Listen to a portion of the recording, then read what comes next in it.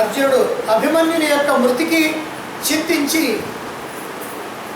దానికి కారణమైనటువంటి సైంధవుణ్ణి రేపు సూర్యాస్తమయం లోపల అతడి యొక్క శిరస్సు ఖండిస్తాను, అలా కనుక చేయలేకపోయినట్లయితే నేను అగ్ని ప్రవేశం చేస్తాను అని ఒక భీషణమైనటువంటి ప్రతిజ్ఞ చేశాడు. ఈ విషయం అటు కౌరవులకు తెలిసింది. సైంధవుడేమో అర్జునుడే ప్రతిజ్ఞ చేశాడు నన్ను చంపుతానని, ఇంకా నన్ను రక్షించేవాడు ఎవడున్నాడు, అందుకని నేను వెళ్ళిపోతాను మా ఇంటికి అన్నాడు. అబ్బాయి అలా వెళ్ళొద్దు, మేమందరం ఉన్నాము నీకు రక్షణగా అని దుర్యోధనుడు చెప్పి మళ్ళీ అతన్ని ద్రోణాచార్యుడి దగ్గరికి తీసుకెళ్ళి ద్రోణాచార్యుడి చేత కూడా చెప్పించి అతన్ని యుద్ధరంగంలో ఉండేటట్టుగా ఏర్పాటు చేశాడు. అంతేకాకుండా చెప్పారు, సైంధవ ఇప్పుడు నువ్వు గనక యుద్ధరంగం నుంచి వెళ్ళిపోతే అర్జునుడి యొక్క ప్రతిజ్ఞ నెరవేర్చుకోవాల్సిన అవసరం లేదు. నువ్వు కనుక ఇక్కడ కనుక ఉన్నట్లయితే అర్జునుడు తప్పనిసరిగా ప్రతిజ్ఞ నెరవేర్చుకోవాలి.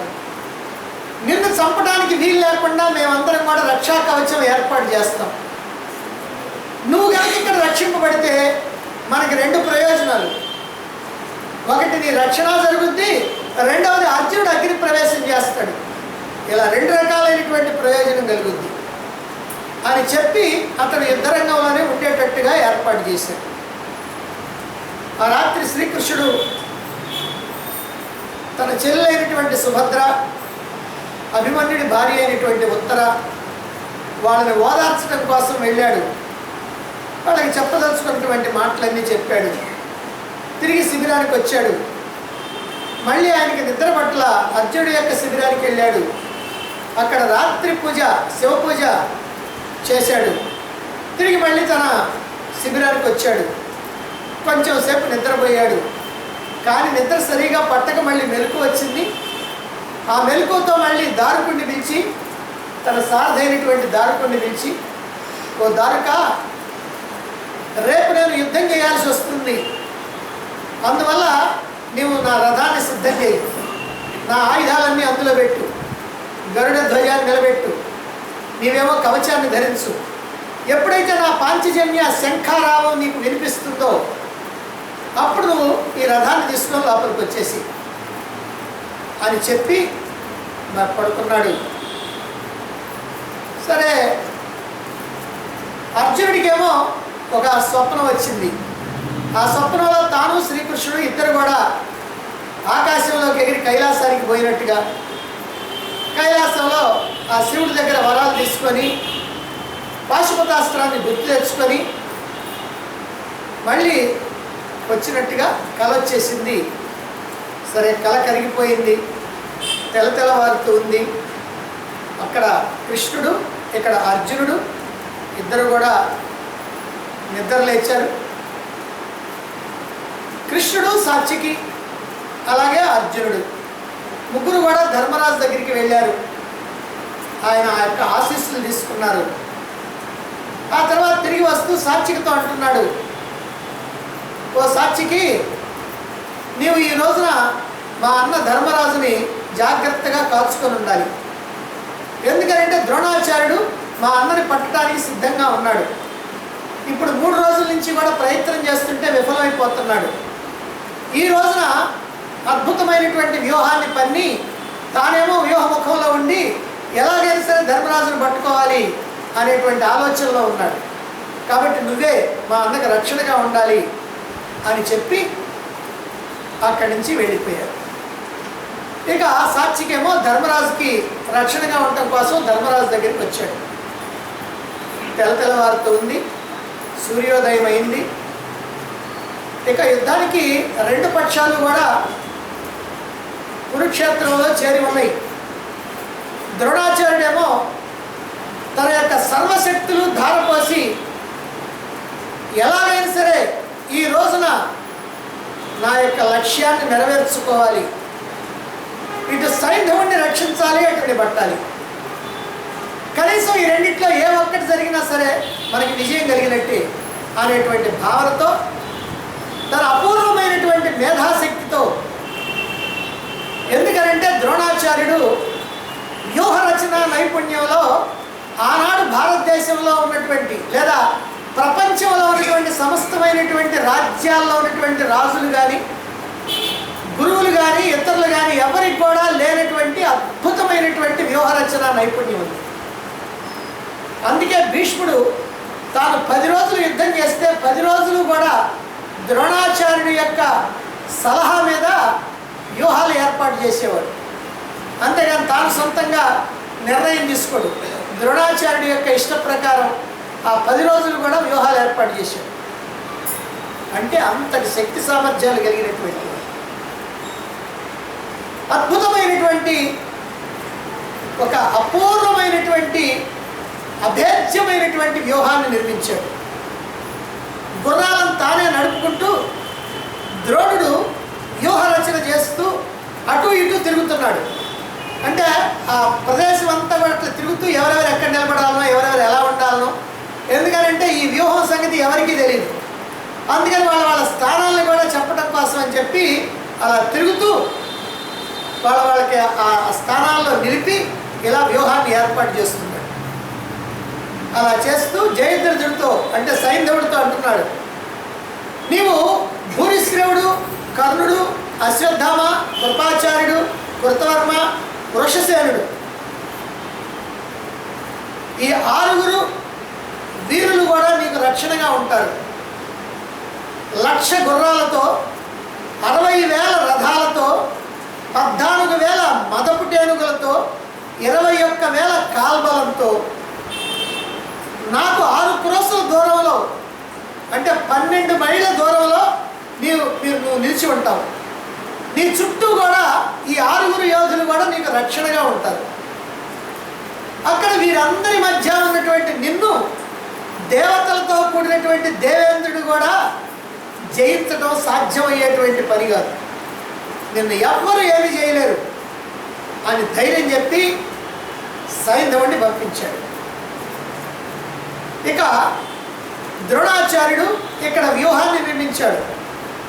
ఈ వ్యూహం ఏమిటంటే 4 వ్యూహాలతో యొక్క కలయిక. ఒకటేమో శకట వ్యూహం, ఇది 12 మైళ్ళు ఉంటుంది. ఈ శకట వ్యూహాన్ని దాటితే పద్మవ్యూహం. ఆ పద్మవ్యూహం మధ్యలో ఒక సూచి వ్యూహం, ఆ సూచి వ్యూహం చివరగా ఒక గుప్త వ్యూహం. ఆ గుప్త వ్యూహంలో ఈ సైంధవుడు ఉంటాడు. సూచి వ్యూహంలో ఈ 6 యోధులు ఉంటారు. పద్మవ్యూహంలో అనేక మంది వీరులు ఉంటారు. ఇక శకట వ్యూహంలో దారి పొడవునా వీరాధి వీరులైనటువంటి వారు, అతిరథ మహారథులైనటువంటి వారు అందరినీ నిలిపి వ్యూహముఖంలో మాత్రం ద్రోణాచార్యుడు ఉంటాడు. దీన్ని చక్రశకట వ్యూహం అనేటువంటి పేరుతో పిలుస్తారు. కానీ ఇలాంటి వ్యూహం ఇంతకుముందు ఎవరు వేయలేదు, ఆ తర్వాత ఎవరు కూడా వేయరు. ఇది ఒక అద్భుతమైనటువంటి వ్యూహం. ముందు భాగమేమో శకట వ్యూహం, వెనక భాగమేమో పద్మవ్యూహం. పద్మవ్యూహం మధ్యలోనేమో సూచి వ్యూహం. ఆ సూచి వ్యూహం అసలు దుర్భేద్యమైనటువంటిది. దాని మధ్య భాగంలో గర్భవ్యూహం, గర్భం అనేటువంటి పేరు కలిగినటువంటి వ్యూహం, గర్భవ్యూహం. అంటే శకట వ్యూహాన్ని దాటిపోవాలి. సైంధవుడిని కనుక చంపాలంటే ఈ రోజున అర్జునుడు ఏం చేయాలి? 12 మైళ్ళ పొడవు ఉన్నటువంటి శకట వ్యూహాన్ని దాటాలి. ఈ శకట వ్యూహాన్ని దాటాలంటే ముందుగా ద్రోణాచార్యుడు, ఆ వెనక కృతవర్మ, ఆ వెనక మహారాజులైనటువంటి వాళ్ళు వరుసగా ఉన్నారు. వీళ్ళందరినీ జయించుకుంటూ ఈ సేనలన్నింటినీ పారద్రోలుతూ 12 మైళ్ళు వెళ్ళాలి. ఊరికి బర్ర వెళ్ళటం కాదు, వీళ్ళందరినీ జయిస్తూ వెళ్ళాలి. ఇందులో ఏ ఒక్కళ్ళు కాసేపు ఎక్కువ యుద్ధం చేసినా ఆగిపోవాలి. ఇక శకట వ్యూహం దాటిపోయిన తర్వాత అక్కడ పద్మవ్యూహం ఉంది. పద్మవ్యూహంలో ప్రవేశించడం, నిర్గమించడం 2 కూడా కృష్ణార్జునులు ఇద్దరికి తెలుసు కనుక వాళ్ళకేమి కష్టం కాదు. అందుకని చక్కగా పద్మవ్యూహంలో ప్రవేశిస్తారు. అయితే పద్మవ్యూహంలో ప్రవేశించిన తర్వాత అక్కడ చుట్టూ అనేక మంది వీరులు ఉంటారు. ఆ యుద్ధం చేస్తూ ఉండాలి. ఇక సూచి వ్యూహంలో ప్రవేశించాలి. పద్మవ్యూహానికి మధ్యలో ఉన్నటువంటి భాగాన్ని కర్ణిక అంటారు. ఆ కర్ణిక భాగంలో సూచి వ్యూహం ఉంటుంది. ఆ సూచి వ్యూహం చివరి ఎక్కడుంటుందో తెలియదు. పార్శ్వ భాగంలో అన్నారు భారతంలో. పార్శ్వ భాగంలో అంటే పక్కన అన్నమాట. ఆ పార్శ్వ భాగంలో ఆ గర్భవ్యూహం ఉంది. ఆ గర్భవ్యూహంలో సైంధవుడు ఉంటాడు. ఇప్పుడు ఆ గర్భవ్యూహాన్ని కనిపెట్టాలి. శకట వ్యూహాన్ని ఛేదించుకుంటారు, పద్మవ్యూహాన్ని ఛేదిస్తాడు. సూచి వ్యూహాన్ని కనిపెట్టాలి. సూచి వ్యూహాన్ని కనిపెట్టిన తర్వాత ఆ గర్భవ్యూహాన్ని కనిపెట్టాలి. గర్భవ్యూహం అంటే ఎవరికి కనపడకుండా ఉండేది. గర్భంలో ఉన్నటువంటి పిల్లవాడు లేకపోతే పిల్ల ఎట్లా అయితే ఎవరికి పైకి కనపడదో అది ఆ ప్రకారంగా ఎవరికి కనపడకుండా ఉండేది అనమాట. అది గర్భవ్యూహం అనేది. అక్కడ దాగి ఉన్నటువంటి సైంధవుడిని చూడాలి. అసలు వ్యూహం కనపడకపోతే ఆ సైంధవుడు ఎట్లా కనపడతాడు? కనుక ఇది మొత్తం 24 మైళ్ళ పొడవు. ఈ మొత్తాన్ని కూడా సూర్యాస్తమయం లోపల కనిపెట్టాలి. ఈ మొత్తాన్ని దాటి సూర్యాస్తమయం లోపల సైంధవుడిని కనిపెట్టి అతడి శిరస్సు కాస్త ఖండించాలి. దానిలో అనేకమైనటువంటి అతిరథ మహారథులంతా ఉన్నారు. వీళ్ళందరినీ కూడా జయించుకుంటూ రావాలి. ఇలా రహస్యంగా ఉన్నటువంటి వ్యూహంలో రహస్యంగా దాగినటువంటి సైంధవుడిని తెలుసుకోవటమే చాలా కష్టమైనటువంటి విషయం. మహావీరుడు కనుక అందరినీ జయించవచ్చు, కానీ రహస్యంగా ఉన్నటువంటి ఒక చిన్న వ్యూహంలో రహస్యంగా దాగినటువంటి సైంధవుడిని చూడగలగాలి. ఇది ఎవరికైనా సరే అసాధ్యమే. ఇది ద్రోణాచార్యుడి యొక్క అభిప్రాయం. కాబట్టి ఈ రోజున మనకి విజయం ఖాయం అనేటువంటిది ఆయన నమ్మకం. నమ్మకం అంటే నిజం ఏమిటంటే అది నమ్మకం కాదు, అది సత్యం అనేటువంటిది అంగీకరించాలి. అంత కష్టమైనటువంటి విషయం. ఈ వ్యూహాన్ని చూచి కౌరవ సేనలందరూ కూడా విజయం లభించినట్టుగా ఆనంద పరవశులవుతూ ఉన్నారు. ఇలా వ్యూహాన్ని రచించి ఆ వ్యూహ ముఖంలో స్వయంగా ద్రోణాచార్యుడు నిలబడ్డాడు. ద్రోణాచార్యుడికి సహాయంగా, ద్రోణాచార్యుని రక్షణగా భోజరాజు అంటే కృతవర్మ తన యొక్క అక్షౌహిణి సేనతో నిలబడ్డాడు. ఇక మరి కృష్ణార్జునులు వెంటనే ద్రోణాచార్యుడి దగ్గరికి వచ్చి ఆయన్ని జయించి ఆ లోపలికి వస్తారు అనుకోవటానికి వీల్లేదు. ఎందుకనంటే ఈ వ్యూహానికి ముందు అంటే ఈ వ్యూహం లోపలికి రావడానికి కూడా, వ్యూహం దగ్గరికి రావడానికి కూడా వీలు లేకుండా 1500 ధానుష్కుల దూరంలో 1500 ధానుష్కుల దూరంలో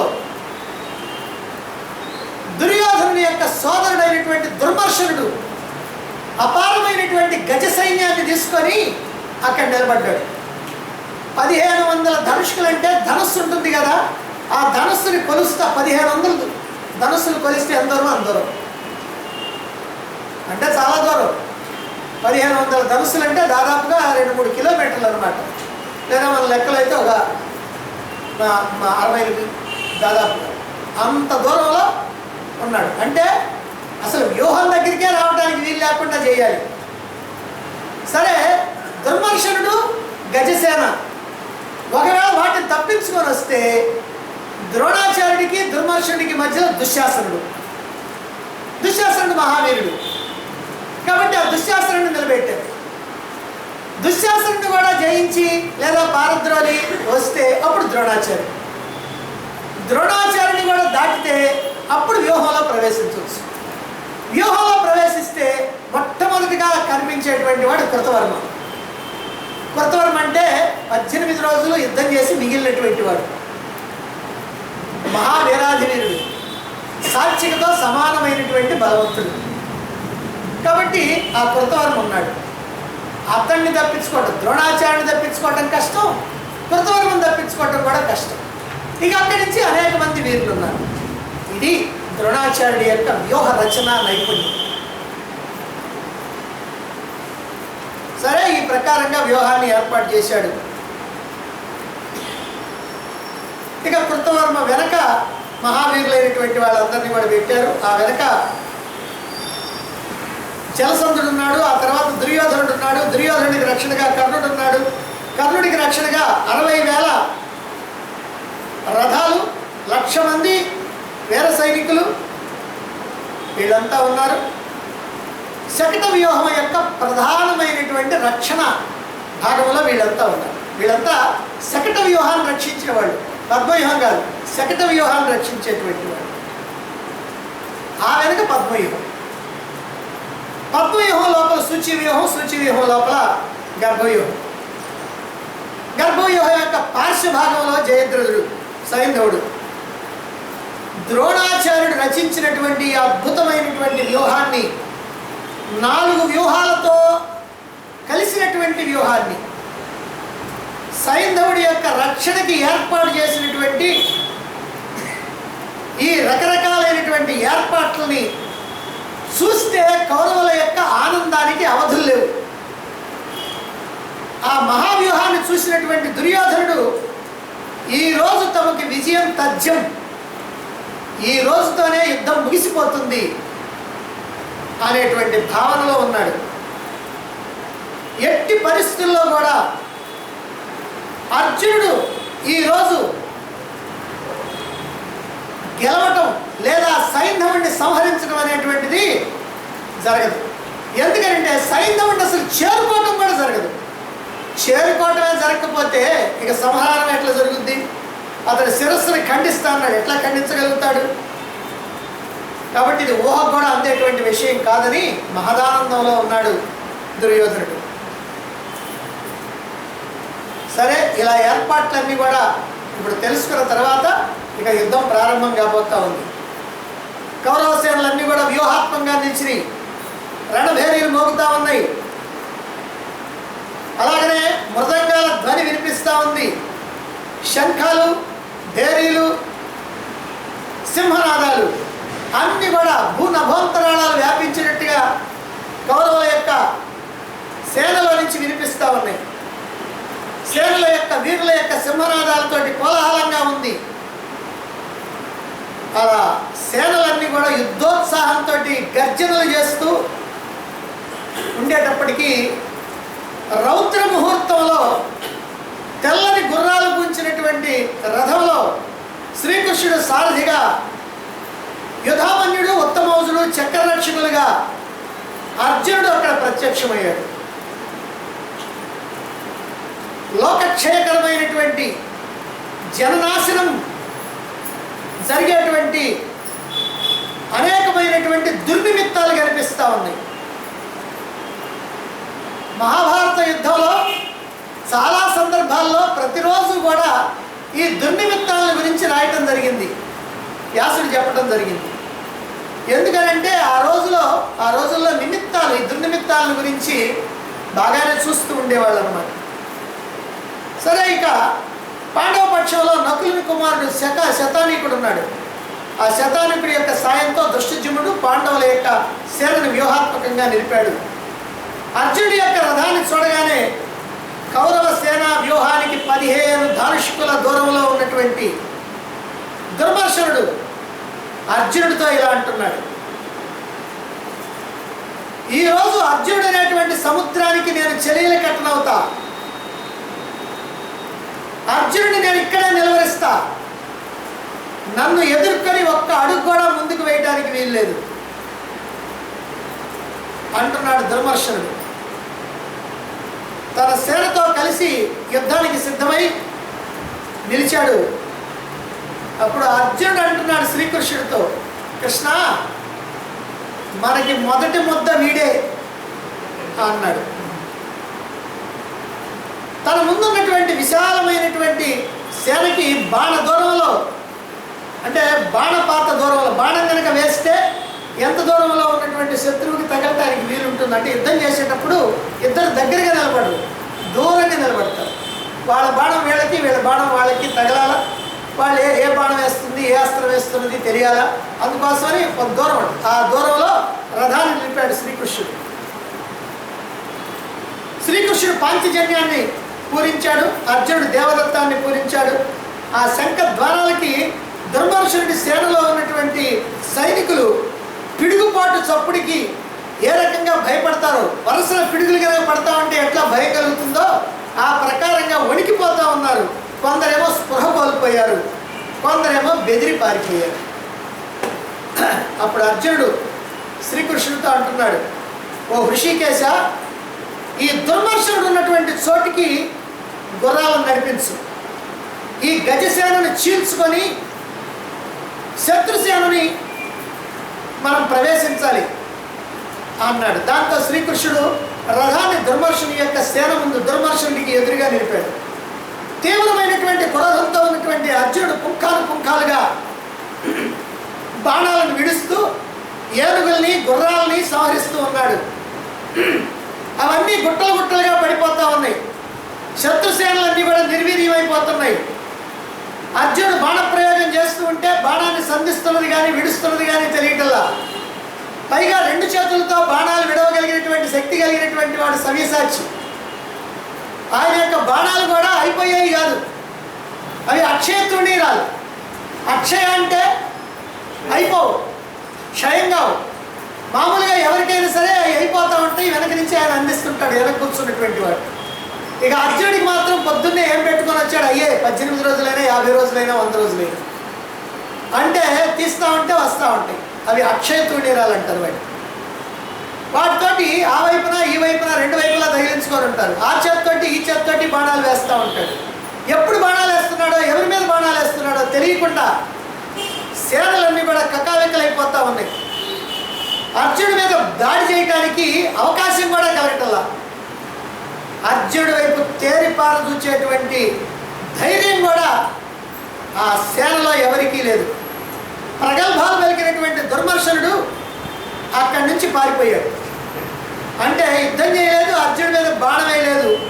ఆ అర్జునుడి యొక్క ప్రతాపాన్ని చూసి అమ్మో ఇప్పుడు నేను కనుక ఎదురుగా వెళితే ఏమవుతుందో అని చెప్పి పారిపోయాడు. సేనలన్నీ కూడా బ్రతుకు జీవుడు అంటూ ప్రాణభయంతో పరుగులు ఎత్తారు. ఎందుకంటే నాయకుడే పోతే సేనలు ఎవరు ఉండరు. ఇక దుర్మర్షుడి యొక్క సేనను దాటి వచ్చిన తర్వాత దుశ్శాసనుడు ఎదుర్కొన్నాడు.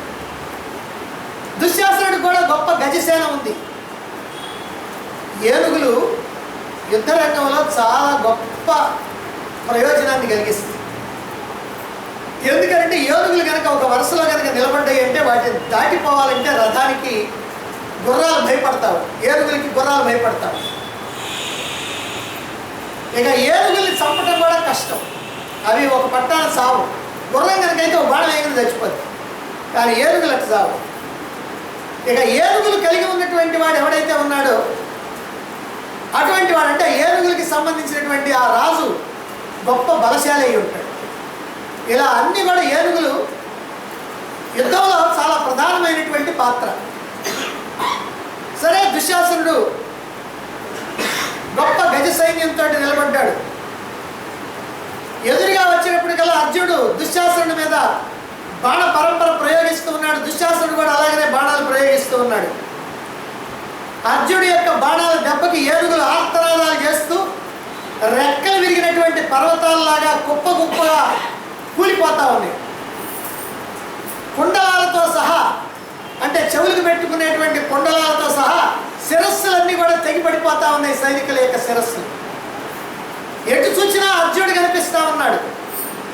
ఎవరు ఎటు చూచినా అర్జునుడే కనిపిస్తూ ఉన్నాడు. ఇది భయంతో కనిపించేటువంటి స్థితి. బాణాలు సంధించడం కానీ, బాణాలను లాగటం కానీ, బాణాలను విడవటం కానీ, అమ్ముల పొదుల్లో నుంచి బాణం తీయటం కానీ ఏది కూడా ఎవరికి కనిపించడంలా. అంటే అంత వేగంతో తీస్తున్నాడు. కనిపించటం లేదంటే కళ్ళు ఉన్నాయి, కానీ ఆ వేగానికి అసలు ఎవరికి ఏమికి తెలియటం లేదు. ఇక నేల కూలినటువంటి సేనలతోటి రణభూమి అంతా కూడా భయంకరంగా కనిపిస్తూ ఉంది. మిగిలినటువంటి సేన అంతా కూడా పారిపోతూ ఉంది. భయపడ్డటువంటి దుశ్శాసనుడు అంటే ఈ పరిస్థితి ఎంత దారుణంగా ఉంటుందని అనుకోవాలి. అంటే అసలు విషయం ఏమిటంటే పుత్ర మరణ దుఃఖంతో ఉన్నటువంటి అర్జునుడు తీవ్రమైనటువంటి క్రోధంతో ఉన్నాడు. ఇలాంటిది ఏదీ లేకపోయినా ముందు రోజు అభిమన్యుడి ముందు ఎవరు నిలవలేకపోయారు. మరి అభిమన్యుడి ముందే నిలవలేక అర్జునుడి ముందు ఎవరు నిలబడగలుగుతాడు? అందుకనే దుశ్శాసనుడు పారిపోయాడు. పారిపోయి ఎక్కడికి పోయాడు? ద్రోణుడి యొక్క రక్షణ కోరుతూ ఆ ద్రోణ సైన్యంలో కలిసిపోయాడు. ఇక నాకేం పర్వాలేదు అమ్మయ్యా అనుకున్నాడు. ఇక యుద్ధం చేయక్కర్లా, కాసేపట్ల హాయిగా విశ్రాంతి తీసుకోవచ్చు.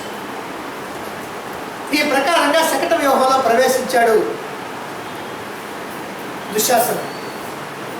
దుశ్శాసనుడి యొక్క సేనను సంహరించిన తర్వాత దుశ్శాసనుడిని పారద్రోలిన తర్వాత అర్జునుడు ద్రోణుడి యొక్క సేన మీద దాడి చేశాడు. ఎందుకంటే ఇక మూడవది ద్రోణుడు అంటే ఇప్పుడు ద్రోణాచార్యుడు తొలగిస్తే వ్యూహంలో ప్రవేశించవచ్చు, శకట వ్యూహంలో ప్రవేశించవచ్చు. వ్యూహంలో ప్రవేశిస్తే తప్ప సైంధవుడి దగ్గరికి పోవటానికి వీల్లేదు. అందుకని ద్రోణాచార్యుడి దగ్గరికి వచ్చాడు. ద్రోణాచార్యుడు చుట్టూ ఉన్నటువంటి సైన్యం ఏదైతే ఉందో దాన్ని ఓచకోత కోస్తా ఉన్నాడు. అప్పుడు ద్రోణాచార్యుడు అర్జునుడు ఎదురుపడ్డారు. అర్జునుడు అంటున్నాడు, ఆచార్య మీకు నమస్కారం, నాకు శుభం కలగాలని దీవించండి. మీ అనుగ్రహంతో నేను సేనలో ప్రవేశించాలనుకుంటున్నాను. మీరు నాకు తండ్రి వంటి వాళ్ళు. నీకు అశ్వత్థామ ఎలా రక్షణీయుడో నేను కూడా అలాగనే రక్షింపదగినటువంటి వాడిని. ఇక్కడ అర్జునుడి యొక్క మాటలన్నీ కూడా చాలా జాగ్రత్తగా గమనించాలి. నా ప్రతిజ్ఞని మీ అనుగ్రహంతో నెరవేర్చుకోవాలని అనుకుంటున్నాను అన్నాడు. ఎందుకు ఇలా మాట్లాడుతున్నాడు? భయపడ్డాడా అర్జునుడు ద్రోణాచార్యుడికి భయపడలా. కానీ పూర్వం ఒక వ్యవహారం జరిగింది. అర్జునుడికి బ్రహ్మాస్త్రాన్ని ఇస్తూ ద్రోణాచార్యుడు, ఓ అర్జున, ఎప్పుడైనా యుద్ధంలో మనం ప్రత్యర్థులుగా ఉండాల్సి వస్తే నా మీద మాత్రం నువ్వు యుద్ధం చేయడానికి వీల్లేదన్నాడు. అంటే నా మీద బాణప్రయోగం చేయొద్దన్నాడు.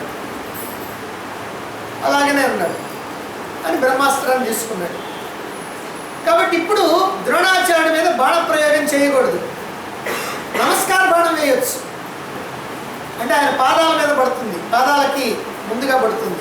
అది నమస్కారం చేయడం, అది క్షత్రియోచితమైనటువంటి నమస్కారం.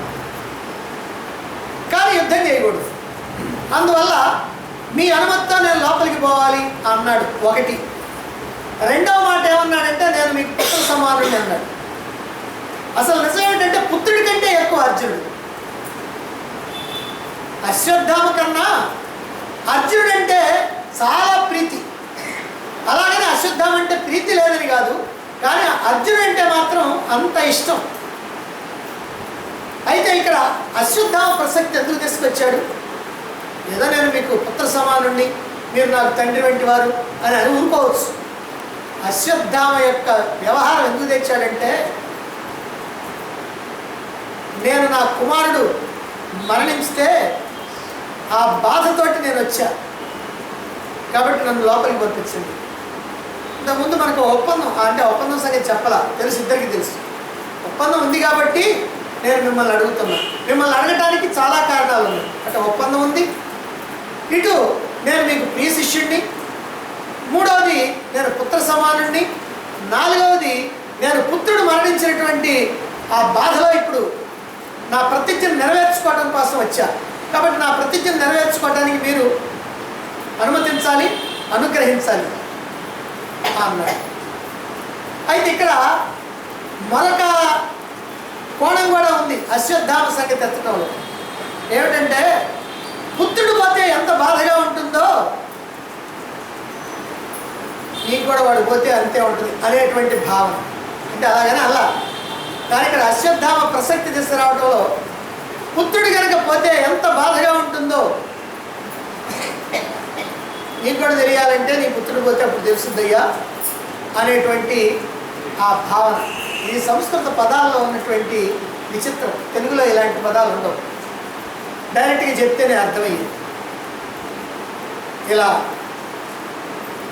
అర్జునుడు అన్నాడు. అప్పుడు ద్రోణాచార్యుడు నవ్వుతూ, ఓ ధనంజయ, నన్ను గెలవకుండా నీవు సైంధవుణ్ణి సంహరించడానికి ఎలా ముందుకు పోదాం అనుకుంటున్నావు? ఈ వ్యూహాన్ని ఏర్పాటు చేశాను. నీ బారి నుంచి సైంధవుణ్ణి రక్షించడానికి నేను ప్రయత్నం చేస్తున్నా. అందుకే ఈ వ్యూహం. వ్యూహంలో నువ్వు ప్రవేశించావంటే సైంధవుడి దగ్గరికి పోతావు. కాబట్టి సైంధవుడిని నేను రక్షించాలంటే నిన్ను వ్యూహంలోకి పోకుండా చేయాల్సినటువంటి అవసరం నాకుంది. అందువల్ల నేనట్లా నీకు అనుమతి ఇవ్వడానికి ఇప్పుడు వీలు పడదు అని అంటూ తీక్షణమైనటువంటి బాణాలతోటి, అంటే ద్రోణాచార్యుడు ముందుగా ఆయనే బాణాలు వేస్తున్నాడు. గుర్రాల మీద వేశాడు, శ్రీకృష్ణుడి మీద వేశాడు, అర్జునుడి మీద వేశాడు. అలా ముందుగా ఆయనే బాణాలు వేస్తే అప్పుడు అర్జునుడు ద్రోణాచార్యుడి మీద బాణప్రయోగం చేస్తున్నాడు. అంటే తనంతట తానుగా ముందుగా చేయకుండా గురువుని గౌరవించేటువంటి పద్ధతి. అంటే గురువు ముందుగా తన మీద బాణం వేస్తేనే తాను బాణం వేయాలి, లేకపోతే వేయకూడదు అనేటువంటి భావనతో ఉన్నటువంటి వాడు. ఇప్పుడు అర్జునుడు కూడా తీవ్రమైనటువంటి సాయకాలను ప్రయోగిస్తూ ఉన్నాడు. ద్రోణాచార్యుడు వేసినటువంటి బాణాలన్నింటి మధ్యలో ఖండించేస్తూ ఉన్నాడు. ద్రోణుడి మీద గౌరవాన్ని ప్రదర్శిస్తూ క్షత్రియ ధర్మాన్ని నిర్వర్తిస్తూ, అంటే ద్రోణాచార్యుడు ఏదో చంపాలనేటువంటి ఆలోచన లేదు. అలాగనే తాను క్షత్రియ ధర్మాన్ని కూడా పాటించాలి కనుక యుద్ధం చేయాలి. యుద్ధం అయితే చేయాలి, ద్రోణాచార్యుడేమో పక్కకి తొలగాలి, కానీ ఆయన మాత్రం చంపకూడదు. ఇది అర్జునుడి యొక్క స్థితి. ఇప్పుడు 9 బాణాలు ద్రోణాచార్యుడి మీద వేశాడు. ద్రోణాచార్యుడేమో అల్లెత్రాటిని ఖండించాడు, అంటే గాంధీవానికి తగిలించినటువంటి అల్లెత్రాడుని ఖండించాడు. వెంటనే మరొక అల్లెత్రాడును తగిలించుకున్నాడు. పోరు కొనసాగింది. వేల కొద్దీ బాణాలు ఈ ద్రోణుడి యొక్క సైన్యాన్ని తీవ్రంగా బాధ పెడుతూ ఉన్నాయి. ద్రోణ సేనని వరుసగా సంహరించి పారేస్తున్నాడు అర్జునుడు. ద్రోణుడేమో కృష్ణార్జునులిద్దరినీ కూడా గాయపరిచాడు. ఇలా తీవ్రమైనటువంటి యుద్ధం జరుగుతుంటే శ్రీకృష్ణుడు అన్నాడు, ఏమయ్యా అర్జున, ఎంతసేపు ఈ ముసలాడితో యుద్ధం చేస్తూ ఉంటావయ్యా? మనకున్నటువంటి పని ఏమిటి? మనం వ్యూహంలో ప్రవేశించాలా, అందరినీ జయించుకుంటూ పోవాలి, మళ్ళీ ఈ వ్యూహం నుంచి ఇంకో వ్యూహంలో ప్రవేశించాలి, ఆ వ్యూహం నుంచి ఇంకో వ్యూహం, ఆ వ్యూహం నుంచి ఇంకో వ్యూహం, ఇవన్నీ చేసి సైంధవుడిని కొట్టాలి. నువ్వు ఇక్కడనే పొద్దుపుచ్చితే ఎలా అన్నాడు. సరే మీ ఇష్టం అన్నాడు అర్జునుడు. శ్రీకృష్ణుడికి తెలిసి ఏం చేయాలో, అందుకని రథాన్ని వాళ్ళ మీద వీళ్ళ మీద యుద్ధం చేస్తున్నట్టుగా అలా తిప్పుతూ ద్రోణాచార్యుడికి ప్రదక్షిణగా వెళ్ళాడు. సరే ఆయన అనుకున్నాడు నాకు ప్రదక్షిణ చేస్తున్నాడు. ప్రదక్షిణ అంటే ఆ దారికి అడ్డంగా ద్రోణాచార్యుడు నిలబడ్డాడు. దారి అంటే మీరేదో మన ఇక్కడ ఉన్నటువంటి దారి అనుకోబాకండి. దారి అంటే చాలా పెద్దది ఉంటుంది. అటు ఒక పెద్ద సైన్యం, ఇటు ఒక పెద్ద సైన్యం, మధ్యలో ఆ మధ్యలో ద్రోణాచార్యుడు, కృతవర్మ, ఇంకా మిగిలినటువంటి వీరులు అంతా అడ్డం. ఇప్పుడు ద్రోణాచార్యుడు ప్రధానంగా ఉన్నాడు. అందుకని ద్రోణాచార్యుడిని పక్కగా తొలగదోస్తే తప్ప వెళ్ళడానికి వీలేదు. అందుకని ద్రోణాచార్యుడికి ఎదురుగా ఉన్నటువంటి అర్జునుడు అలా ప్రదక్షిణగా రథాన్ని శ్రీకృష్ణుడు తీసుకొచ్చాడు. ఈయన ప్రదక్షిణ చేస్తున్నాడు అనుకున్నాడు ద్రోణాచార్యుడు. ఆయన వెనక్కి వచ్చి లోపలికి పోతున్నాడు, అంటే వ్యూహంలోకి వెళ్ళిపోతున్నాడు. వెంబడించాడు ద్రోణాచార్యుడు. అర్జున, ఏమిటయ్యా శత్రువుకి వెన్నిచ్చి పారిపోతున్నావు అన్నాడు. మీరు నాకు శత్రువు అంటే, మీరు నా గురువు కాబట్టి మిమ్మల్ని నేను గౌరవించాలి, మీరు నాకు శత్రువు ఎట్లా అవుతారు? అందుట్లో ఇవాళ నేను చేయాల్సినటువంటి కర్తవ్యం ఏదైతే ఉందో దానికి మీ ఆశీస్సులు నాకు కావాలని ముందుగానే నేను కోరాను అని ఆ ప్రకారంగా వ్యూహంలో ప్రవేశించాడు. ఇలా ప్రవేశించిన తర్వాత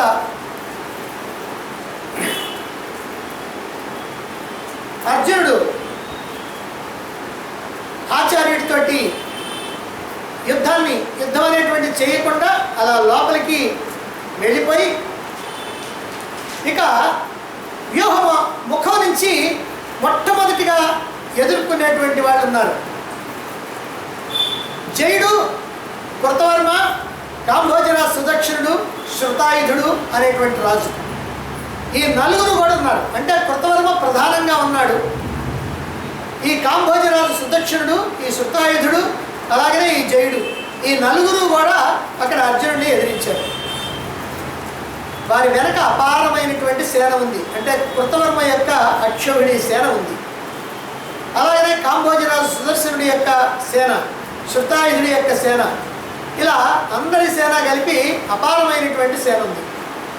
ప్రాణాంతకమైనటువంటి మృత్యువులాగా కనిపిస్తున్నాడు అర్జునుడు. ఇప్పుడు వారి మధ్య తీవ్రమైనటువంటి యుద్ధం జరిగింది. అర్జునుడిని ముందుకు పోకుండా వాళ్ళు నిలవరిస్తున్నారు. ఇక్కడ కౌరవుల యొక్క ముఖ్య లక్ష్యం ఏంటంటే అర్జునుడిని ఎంత వీలైతే అంత ఆపటం. అర్జునుడి యొక్క లక్ష్యం ఏంటంటే ఎంత వీలైతే అంత చీల్చుకుంటా ముందుకు పోవడం. వాళ్ళు చచ్చారా బ్రతికారా అనేటువంటిది కాదు ప్రధానం, నేను ముందుకు వెళ్ళానా వెళ్ళలేదా అనేటువంటిదే ప్రధానం. అలాగనే కౌరవులకు కూడా ఎంతమంది పోయినా ఎంతమంది ఉన్నా అర్జునుడు కనుక ముందుకు రాకుండా ఉండగలిగితే ఉంచగలిగితే అది చాలు. ఆ ప్రకారంగా ఉంటే వాళ్ళకు తోడుగా ద్రోణుడు కూడా వచ్చాడు. ద్రోణాచార్యుడు ఇప్పుడు ఆయన తప్పించుకొని లోపలికి వచ్చాడు కదా, ఇప్పుడు కూడా మళ్ళీ ఆయన వదలకుండా అర్జునుడి మీద మళ్ళీ యుద్ధానికి ద్రోణాచార్యుడు వచ్చాడు. అంటే ఈ నలుగురితో పాటుగా ద్రోణాచార్యుడు కూడా కలిశాడు. అర్జునుడు ఐదుగురితోటి కూడా తీవ్రమైనటువంటి యుద్ధం చేస్తున్నాడు. కృతవర్మ మీదకి వెళ్ళాడు. ఇద్దరి మధ్య తీవ్రమైనటువంటి పోరు సాగింది. ఇద్దరు బాణ పరంపరను వేసుకుంటా ఉన్నారు. ఇప్పుడు శ్రీకృష్ణుడు అర్జునుడితో ఒక మాట అన్నాడు, అర్జున కృతవర్మ మీద దయ చూపించవద్దు అన్నాడు. ఎందుకు ఈ మాట అన్నాడు? కృతవర్మ మీద దయ చూపించవద్దని. కృతవర్మ తనవాడు, శ్రీకృష్ణుడి వాడు, శ్రీకృష్ణుడికి సంబంధించినటువంటి వాడు. యాదవుల్లో యదు వృష్టి భోజ అంధకులు అనేటువంటి వాడు ఉన్నారు. ఆ భోజ కులానికి సంబంధించినటువంటి వాడు కృతవర్మ. శ్రీకృష్ణుడి యొక్క భక్తుడు కాబట్టి ఈయన మీద బాణం వేస్తే కృష్ణుడికి ఏమైనా కోపం వస్తుందేమో అని అనుకుంటున్నాడేమోనని వాడి మీద నువ్వు దయ చూపించాల్సినటువంటి పని లేదు, వేసేయి అన్నాడు. అప్పుడు అర్జునుడు తీవ్రమైనటువంటి బాణాన్ని వేస్తే మూర్చిపోయాడు. అర్జునుడు వెంటనే శృతాయుధుడిని ఎదుర్కొన్నాడు. ఆ శృతాయుధుడి యొక్క గుర్రాలను సంహరించి ధనుస్సుని భగ్నం చేసి అతన్ని కాస్త విరధుడి చేసేటప్పటికి శృతాయుధుడు రథం మీద నుంచి దూకి గదని చేతబట్టాడు. గదని చేతబట్టి ఆ గదని అలా విసిరి శ్రీకృష్ణుడి మీద వేశాడు. ఎప్పుడైతే శ్రీకృష్ణుడి మీద వేశాడో అది శ్రీకృష్ణుడిని తాకి వెంటనే వచ్చి వాడిని సంహరించింది. అంటే వాడు చచ్చిపోయాడు. ఏమిటంటే ఇక్కడ ఒక కథ. అంటే శృతాయుధుడు వరుణుడి యొక్క కొడుకు, వరుణదేవుడి కొడుకు. వరుణుడు అతని యొక్క భార్యకి ఏదో వరం కోరుకోమన్నాడు ఏదో సందర్భంలో. ఆమె కోరిక కోరుకుంది. ఏమిటంటే తన పుత్రుడిని శత్రువులు ఎవరు కూడా యుద్ధంలో చంపకూడదు, తన కుమారుడిని శత్రువులు ఎవరు కూడా అంటే ఈ శృతాయుధుడిని ఎవరు చంపకూడదు, ఇది నాకు వరం కావాలి అని అడిగింది. సరే ఆ వరం ఇవ్వటం కోసం అని చెప్పి ఆయన ఏం చేశాడంటే ఒక ఆయుధపూర్వకంగా నీ వరాన్ని నేను నెరవేరుస్తానని చెప్పి ఒక గద ఇచ్చాడు. ఇచ్చి ఈ గదతోటి నువ్వు ఏ శత్రువులైనా నువ్వు చంపగలుగుతావు, ఈ గద నీ దగ్గర ఉన్నంతకాలం కూడా ఎవరు కూడా నిన్నేం చేయలేదు. అంటే ఆ గద నీ చేతిలో కనుక ఉంటే ఆ గద ఏ అస్త్రాలకి శస్త్రాలకి కూడా ఛేదించబడేది కాదు. ఆ గదను వెరగొడతాం ఎవరికి సాధ్యం కాదు. కాబట్టి గద నీ చేతిలో ఉంటే నీకు విజయం, అపజయం అసలు ఉండదు. ఒకవేళ యుద్ధం చేయనటువంటి వాడి మీద కనుక ఈ గదను ప్రయోగించావనుకో తిరిగి ఆ గద నీ దగ్గరికి వచ్చి నీ మీద పడి నిన్ను సంహరించేస్తుంది. ఇది ఆ వరుణుడు చెప్పినటువంటి మాట. అందుకని శ్రీకృష్ణుడి మీద వేశాడు. శ్రీకృష్ణుడు యుద్ధం చేసేవాడు కాదు, సారథి. అందుకని ఆయనకి తగిలింది కదా, అంటే ఊరికిన టచ్, ఊరికినట్లా స్పర్శ తగిలింది. వెంటనే వచ్చేసి ఆ శృతాయుధుడిని చంపేసి. ఇది చూసి కాంబోజరాజు సుదక్షిణుడు అర్జునుడిని ఎదిరించాడు. అయ్యో తన పక్షంలో ఉన్నటువంటి కృతవర్మేమో మూర్చిపోయాడు, శృతాయుధుడేమో చచ్చిపోయాడు. అందుకని అతడు వచ్చాడు బాణాలతోటి. వస్తే అర్జునుడు అతని యొక్క రొమ్మును చీల్చి సంహరించాడు. దానితో కురుసేనలన్నీ కూడా పారిపోయి. ఆ తర్వాత అర్జునుడు అంటే శృతాయుధుడిని కాంబోజరాజు సుదక్షిణుడిని ఇద్దరిని సంహరించిన తర్వాత వ్యూహంలోకి ముందుకు వెళితే శూరసేనులు వసాతులు అనేటువంటి ఉన్నటువంటి వాళ్ళు అర్జునుడిని ఎదిరించారు. వాళ్ళలో 60,000 మంది మ్లేచ్చులు, అంటే వీళ్ళంతా మ్లేచ్చులే. 60,000 మంది మ్లేచ్చుల్ని అర్జునుడు ఒక్కడే సంహరించాడు. అంటే ఇది తీవ్రమైనటువంటి బాణ ప్రయోగంతో జరిగింది. దానితో వాళ్ళందరూ సరిపోయేటప్పటికీ అప్పుడు శృతాయువు అచ్యుతాయువు అని 2 అన్నదమ్ములు వాళ్ళు అర్జునుడిని ఎదిరించారు. వీళ్ళు కూడా రాజులే, మహాబలవంతులే. ఆ మహారాజులు ఇద్దరు కూడా అర్జునుడి మీద కృష్ణుడి మీద బాణవర్షం కురిపిస్తూ ఉన్నారు. అర్జునుడు మూర్ఛితుడయ్యాడు. వెంటనే తెప్పరిల్లుకున్నాడు. అంటే అర్జునుడిని మూర్ఛల్లా చేసినటువంటి వాడు వీడు. వెంటనే తెప్పరిల్లుకున్నాడు. తెప్పరిల్లుకొని ఐంద్రాస్త్రాన్ని ప్రయోగించాడు. ఆ ఐంద్రాస్త్రం నుంచి అనేకమైనటువంటి బాణాలు బయటకు వస్తూ ఉన్నాయి.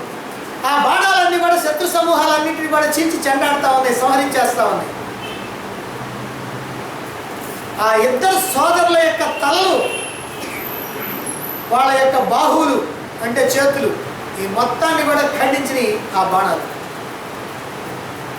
ఎప్పుడైతే శృతాయువు అచ్యుతాయువు వీళ్ళిద్దరు కూడా మరణించారో వాళ్ళ కుమారులు ఉన్నారు, నీతాయువు దీర్ఘాయువు అని వాళ్ళు వచ్చారు. వాళ్ళిద్దరిని కూడా యమసదనానికి పంపించాడు. అంటే వాళ్ళంత బలవంతులు కాదు వీళ్ళు.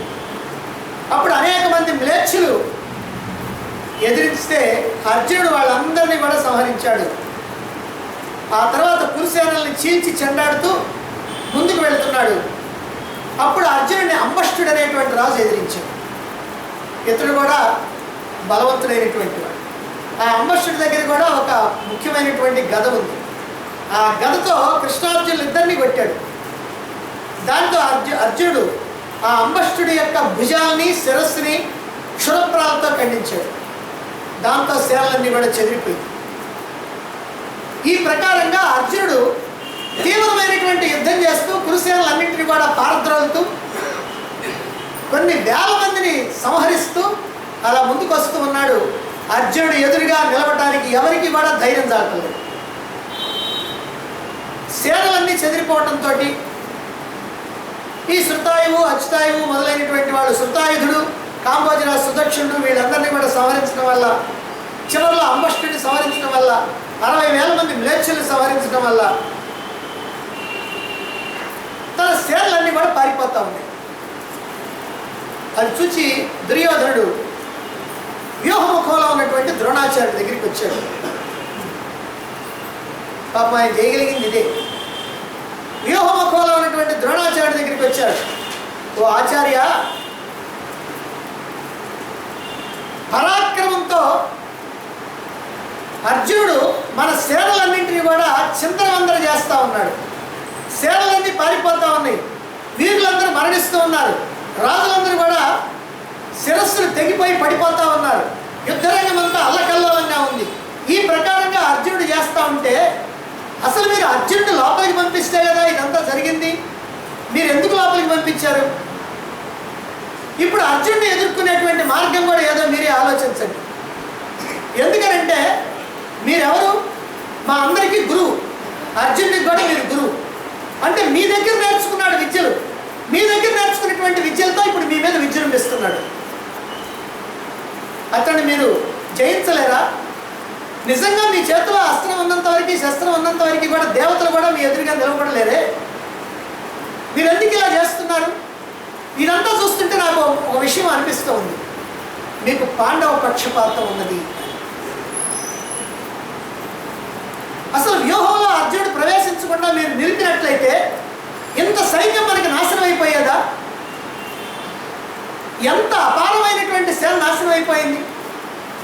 ఇప్పటికే అంటే ఇప్పటికి యుద్ధం ప్రారంభమై 1 గంట అయిందేమో, ఇంత సేన కాస్త నశించిపోయింది. ఏమి జీవితం మీది బాబు?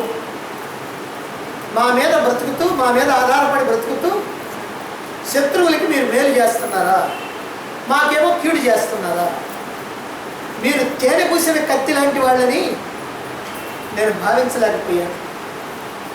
మీరు అర్జునుడిని నిరోధిస్తారని, సైన్యాన్ని రక్షిస్తారని మీరు మాట ఇచ్చారు. ఆ మాటను నేను నమ్మా. లేకపోతే సైన్యుడు హాయిగా నేను ఇంటికి పోతానన్నాడు. నాకెందుకయ్యా ఈ గోళ, నేను ఇంటికి వెళ్ళిపోతాను, నన్ను ఎవరు చంపుకుంటూ ఉంటారు, హాయిగా ఉంటుంది ఉంది, ప్రాణాలు దక్కించుకుంటాను, తర్వాత చూసుకుంటాం అన్నాడు. నేను ఆపేవాడిని కాదు. సరే వెళ్ళవయ్యా, ఏం చేస్తావు, వెళ్ళు, రేపు పొద్దు కానీ యుద్ధానికి అని చెప్పేవాడిని.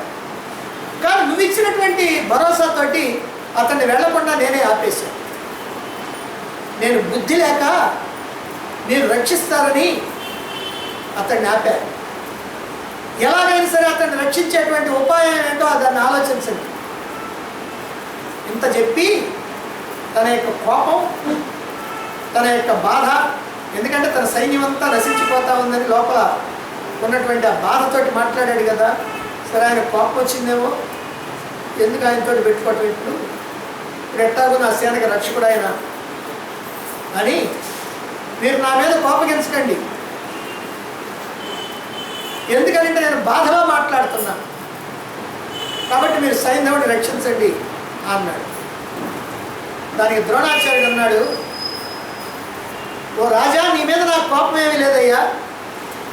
నాకు అశ్వత్థామ ఎలాంటి వాడో నువ్వు కూడా అలాంటి వాడివి. నీకు సత్యం చెప్తున్నా, సారథుల్లో శ్రీకృష్ణుడు వేటి, ఇక పరాక్రమాన్ని ప్రదర్శించేటువంటి వాళ్ళల్లో వీరుల్లో అర్జునుడు వేటి. అర్జునుడికి నేనే విద్యలు నేర్పాను, నా దగ్గరే అస్త్రశస్త్ర విద్యలు నేర్చుకున్నాడు. కాబట్టి నా దగ్గర నేర్చుకున్నటువంటి వాడు కనుక అతనికంటే నేను బలవంతుణ్ణి, అతనికంటే నేను శక్తి సామర్థ్యాలు కలిగినటువంటి వాడిని అని నువ్వు అనుకోవటంలో తప్పేమీ లేదు. కానీ నేను వయసులో వృద్ధుడైపోయా, అర్జునుడేమో యువకుడుగా ఉన్నాడు. మా ఇద్దరికి తేడా లేదు. అతడు ఎగిరి గంతులేసినట్టుగా నేను ఎగిరి గంతులేయగలుగుతానా? అతడిలాగా వేగంగా నేను పరిగెత్తగలనా? కాబట్టి అర్జునుడిని నేను ఎందుకు జయించలేకపోతున్నాను అంటే ఇదొక కారణం.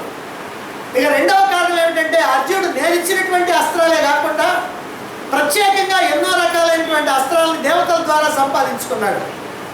పరమశివుడి దగ్గర పాశుపతాస్త్రం సంపాదించుకున్నాడు, దేవేంద్రుడి దగ్గర ఐంద్రాస్త్రం, అగ్నిదేవుడి దగ్గర అగ్నేయాస్త్రం, వరుణుడి దగ్గర వారుణాస్త్రం, వాయుదేవుడి దగ్గర వాయువ్యాస్త్రం.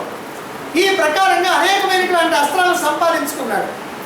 అనేకమైనటువంటి యుద్ధాల్లో ఆరితేరినటువంటి వాడు.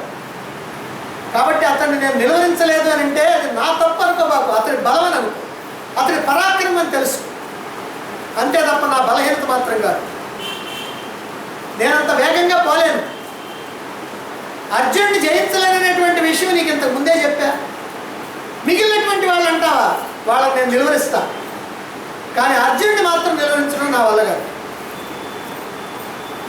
ఇక రెండో విషయం ఏంటంటే ధర్మరాజును బంధిస్తానని నీకు వరం ఇచ్చాను. ఆ వరాన్ని నేను నిలుపుకోవాలంటే అర్జునుడు ఇక్కడ ఉండకూడదు, లోపలికి పోవాలి. అర్జునుడు కనుక ఇక్కడ ఉంటే ధర్మరాజును నేను పట్టుకోలేదు. అందుకని కూడా అర్జునుడు లోపలికి పోవడానికి నేను అంగీకరించాను. ఇక మూడో విషయం ఏమిటంటే నేను వ్యూహ ముఖాన్ని కనుక వదిలిపెట్టి వస్తే వ్యూహం మొత్తాన్ని కూడా పాండవులు చిన్నాభిన్నం చేస్తారు. ఇప్పుడు ఎట్లయితే శకటంలాగా ఉందో పద్మంలాగా ఉందో ఇక పద్మం లేదు, శకటం లేదు, మొత్తం తుక్కు తుక్కు అయిపోద్ది. ఎందుకంటే అందరూ చుట్టూరు వస్తారు. కాబట్టి వాళ్ళందరినీ రక్షిస్తూ వాళ్ళందరినీ ఎదిరిస్తూ నేనున్నా. అందుకని వ్యూహం ఇట్లా ఉంది. ఇంకో విషయం ఏమిటంటే ఆ రోజు 11 అక్షౌహిణుల సేనలో ఈ 13 రోజుల్లో ఒక 2 అక్షౌహిణుల సేన పోయింది. 9 అక్షౌహిణుల సేన ఉంది. ఈ 9లో 7 అక్షౌహిణుల సేన ఒక్కరోజు పోయింది. అంటే ఇప్పుడు కాదు, మొత్తం సాయంత్రానికి 7 అక్షౌహిణుల సేన పోయింది ఆ ఒక్కరోజు కౌరవులు. ఇంత పోయిన తర్వాత ఇక 2 అక్షౌహిణులు ఉంది కదా, ఉదయం వ్యూహం ఎట్లా ఉందో సాయంత్రం అట్లనే. ఇది ద్రోణాచార్యుడి యొక్క వ్యూహ రచన నైపుణ్యం. ఈ ఒక్క మాటగా నాకు తెలిస్తే ఆ వ్యూహాన్ని ఎట్లా నిలిపాడు అనేటువంటిది. అంటే వ్యూహాన్ని నిలపడం అంటే ఏంటంటే ఇప్పుడు ఇలా దారిగా ఉండి అటు ఇటు ఉన్నారనుకోండి, ఇటు 50 వరుసలు అటు 50 వరుసలు ఉన్నాయి. సాయంత్రానికి జనం లేదు, అందరూ చచ్చారు కదా, అందుకని ఇటు ఒక 2 వరుసలు అటు ఒక 2 వరుసలు. కానీ వ్యూహం మాత్రం అట్లే ఉంది. ఆ శకటం లాగానే, పద్మం లాగానే. ఇది ద్రోణాచార్యుడి యొక్క నైపుణ్యం. సరే చెప్పాడు. ఈ కారణాలతోటి ఇప్పుడు ఏం చేస్తావంటే నువ్వు కూడా అర్జునుడిలాగా యువకుడివి. ఎందుకంటే మీరిద్దరు సమవయస్కులు కదా, నువ్వు కూడా బాగా యువకుడివి, మహావీరుడివి, గదాయుద్ధ నైపుణ్యం ఉంది. గదాయుద్ధమే కాకుండా నీకు కూడా అస్త్ర విద్య తెలుసు, శస్త్ర విద్య తెలుసు. నేనే నేర్పాను కదా వాళ్ళందరితో పాటు నీకు నేను. అస్త్రశస్త్ర విద్యలో కూడా ఆరితేరినటువంటి వాడి, దృఢమైనటువంటి దేహం కలిగినటువంటి వాడి. కాబట్టి ఇప్పుడు నువ్వు వెళ్ళి అర్జునుడిని నిరోధించు. అయితే నువ్వు అనుకోవచ్చు అర్జునుడు ఎదురుగా నేను నిలవలేను అని మీకు తెలుసు కదా అంటావేమో. కానీ నువ్వు నిలబడగలగటానికి వీలుగా నేను ఒక ఉపాయాన్ని చెప్తాను. ఒక కవచ రక్షణ అనేటువంటిది ఒకటి ఉంది. కవచ రక్షణం అని అంటారు, అది ఒక విద్య. ఆ విద్య నేను ఇప్పుడు నీకు ప్రసాదిస్తున్నాను. అంటే నీ శరీరం మొత్తం కూడా ఒక కవచంతో నిండిపోద్ది. ఆ కవచం గదలతోటి కానీ, బాణాలతోటి కానీ, అస్త్రాలతోటి కానీ, శస్త్రాలతోటి కానీ, దేనితోటి కూడా అది చిన్న భిన్నం కాదు. దీంతో ఇప్పుడు నువ్వు అర్జునుడిని ఎదిరించు అన్నాడు. అప్పుడు అలాగే అన్నాడు దుర్యోధనుడు. ఆయనకి ఈ రక్షణ, ఈ కవచ రక్షణ అనేటువంటి దాన్ని ఇచ్చాడు. దాన్ని మంత్రపూర్వకంగా చెప్పాలి.